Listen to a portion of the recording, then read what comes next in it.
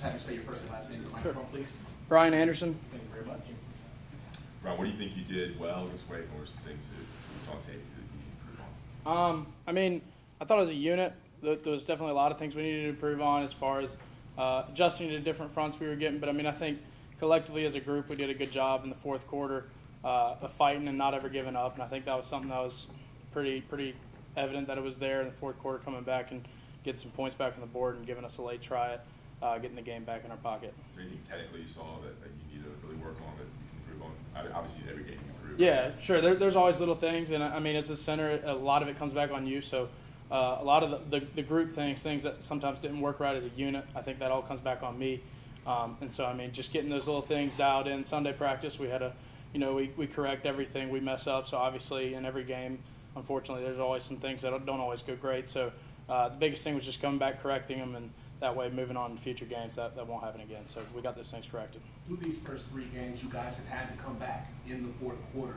How much of a focus is it going into this Appalachian State game to not put yourselves in a hole or whatnot, maybe get off to a fast start or put yourselves in a position where you're not chasing in the fourth quarter? Yeah, it's huge. And I mean, especially like a great team App State has, you can't take them lightly like everyone else has said. But I mean, just coming out strong right out the gate from the first kickoff, I mean, that's something that we really got to apply pressure on, is just making sure we're coming out strong, hitting them in the mouth, and just putting ourselves in the best position and not trail behind. How does a center stay motivated and get hyped? You know, a wide receiver can score a touchdown, QB can throw a touchdown pass, but a center doing a good job of just, keeping the quarterback protected. So what gets you hyped? What gets you motivated?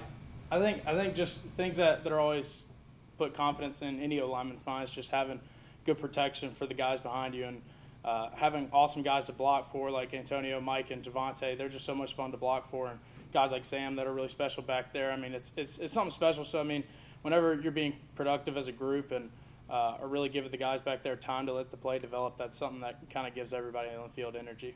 What happened with the I think it was two snap infractions that you had, and how do you fix something like that? Sure. I mean, it's just things where it's an undisciplined mistake, and it's sometimes things when things get loud, you can sometimes hear things where they're not there. So that's something I got to be better on going into weeks to come. That's something you really just got to dial in. And I mean, just in practice, sitting in there and waiting on the clap and being disciplined. So that's something that definitely got to work on. Also, Coach Longo said yesterday that he needs you guys up front to be more physical. What does that mean to you when a coach says you need to be more physical?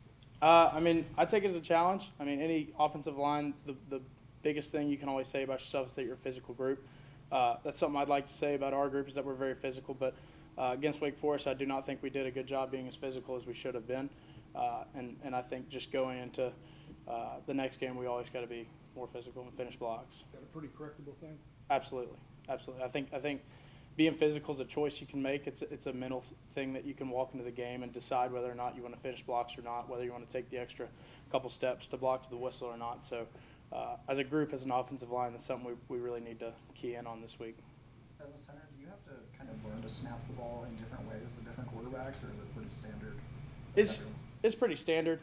Anytime you're snapping the shotgun, it's always really one specific place. The only time it may vary is sometimes different quarterbacks may have a different little hit area on an under center snap, but that's something that usually is pretty standard for most quarterbacks, so it's not too different. What stands out about App's defense? I think they got something like 9 upperclassmen starters on that side of the ball. I mean, Yeah. what stands out the most about them for you? They just got guys that fight to the whistle every play. They got some really talented guys up front. They got some good backers, and even one of my guys from my hometown, he's a senior safety, number 7, Josh Thomas. He's a very talented guy. Grew up watching him in high school and being good friends with him. But just seeing those guys, and they have a tradition of always being great and beating big-time teams. So just seeing them come out every single game fired up, that's something that, as an offense, you really need to take note of and make sure you come out and try to take care of them as soon as the first kick's taken. Any trash talk between you and Josh this week so far? No, not at all. Not at all. I actually haven't talked to him, but he's an awesome guy. So if we were to talk, it'd be good. They recruited you pretty heavily, didn't they? Yeah, they recruited me a little bit. What did you take from kind of their culture and what they've established there and why they're so successful? I mean, it's awesome. I think especially anytime you have a team that goes from FCS to FBS level, being bowl eligible as soon as you make that switch is something you really don't see a lot. And I think it just says a whole lot about the program that they really work hard to put themselves in good situations to win big games.